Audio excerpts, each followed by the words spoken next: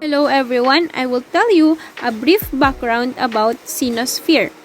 The East Asian Cultural Sphere or SINOSPHERE, also called Scenic or Sinitic World, encompasses the countries within East and Southeast Asia that were in historical times influenced by Chinese culture. The region is not to be confused with Greater China, a region that encompasses countries with majority Han Chinese or Chinese-speaking populations. Sinosphere typically refers to the East Asian cultural sphere, the regions that have historically been culturally influenced by China and its literary traditions. It may also refer to, the first one is James Matisoff's name for the mainland Southeast Asia linguistic area. The Sinophone world, the second one, is the Sinophone world, the area in which Chinese is spoken. Sinocentrism, the historical ideology that China was the cultural center of the world. And the fourth one is Greater China.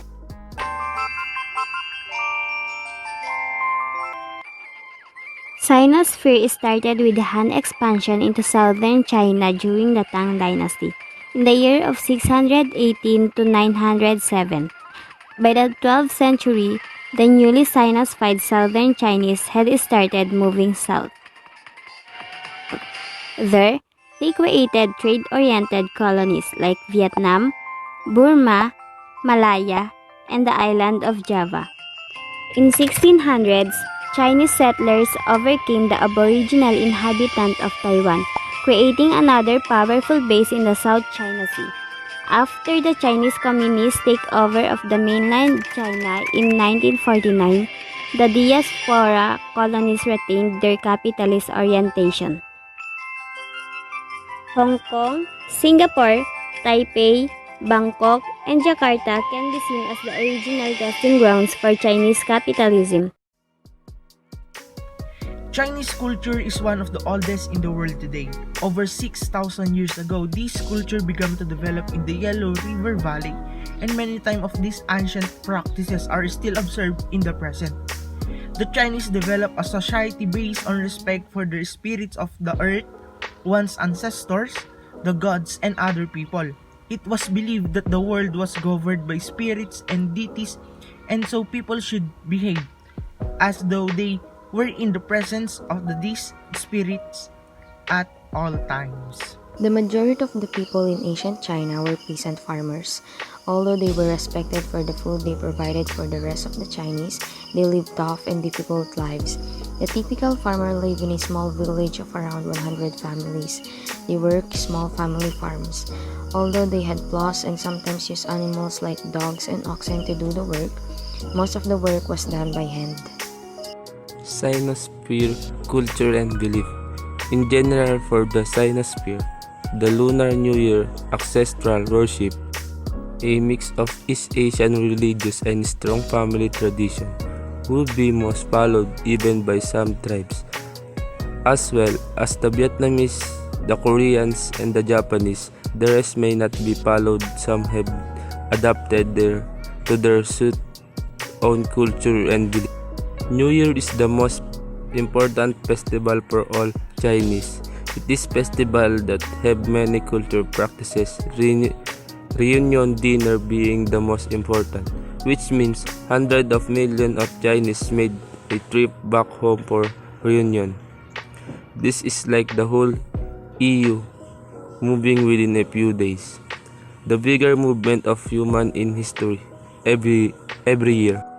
With this, there is dragon, lion dance, prayers at temples, red packets, o ang pao, paying respect to ancestor, paying respect to elder in your clan and village, steamboat, firecrackers, and many superstitious practices like nose swiping or cutting hair on.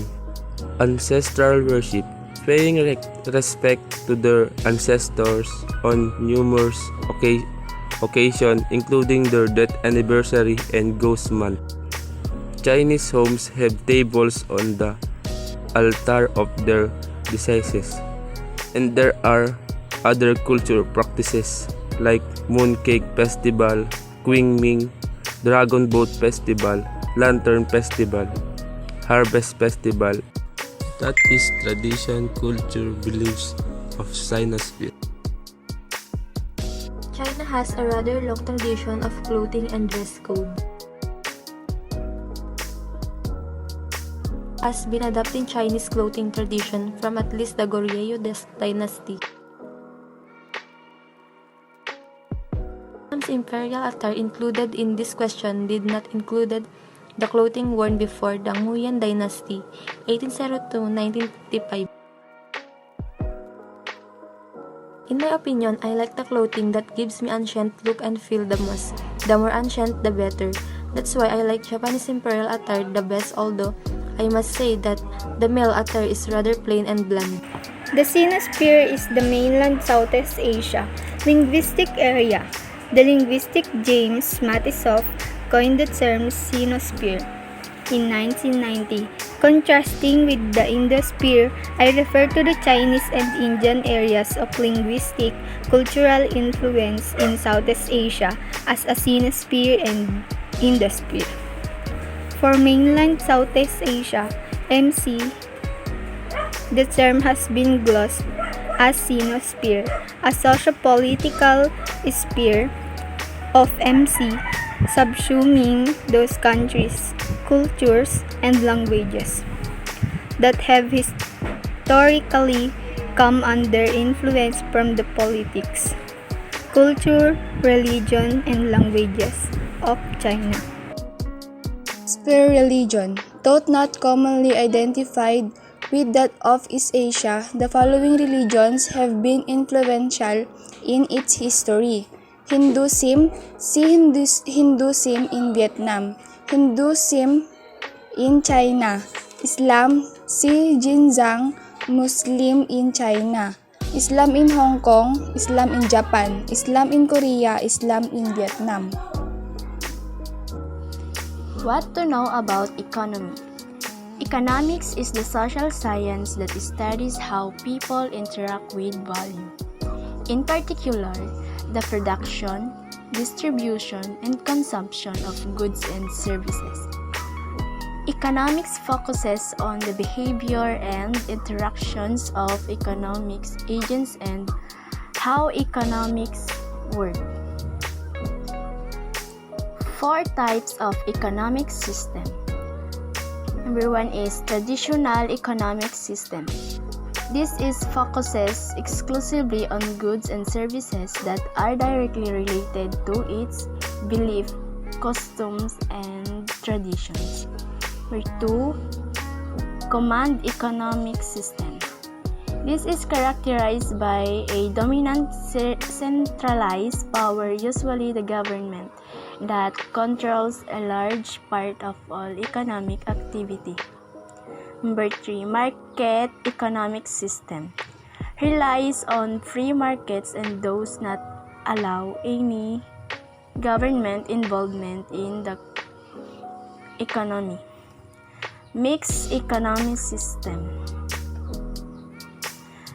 It refers to any mixture of a market and a command economic system.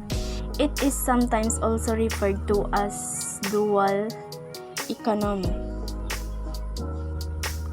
We have 5 economic concepts: supply and demand, scarcity, opportunity cost, time value of money, purchasing power. What does economy means? An economy is the large set of interrelated production and consumption activities that aid in determining how scarce resources are allocated. Example of economy. Economy is defined as the management of financial matters for a community, business, or family. Why is an economy important? Economics is important for many areas of society. It can help improve living standards and make society a better place. SINOSPHERE. The SINOSPHERE or East Asian Culture Sphere refer to a grouping of countries and regions in East Asia that were historically influenced by the Chinese culture. Other names for the concept include the Sinic world, the Confucian world, the Taoist world, and the Chinese cultural sphere, though the last is also used to refer particularly to the Sinosphere world, the areas which speak varieties of Chinese. The East Asian culture sphere shares a Confucian ethical philosophy, Buddhism, Taoism, and historical a common writing system. The core regions of the East Asian culture sphere are mainland China, Hong Kong, Macau, Taiwan, North Korea, South Korea, Japan, and Vietnam.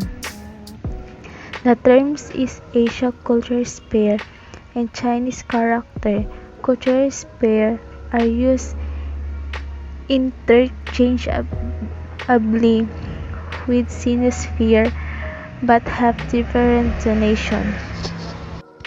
To put it simply, the Sinosphere is an imagined cultural space consisting of communities that obtain or develop common features under the inspiration of Chinese cultural influence.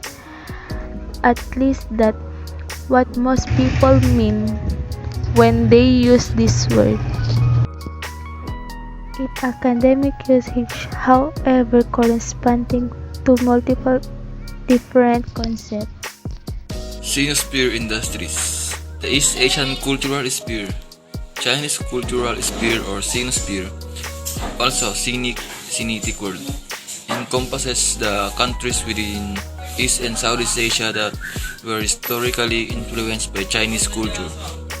The region is not to be confused with Greater China, a region that encompasses countries with majority Han Chinese or Chinese-speaking populations.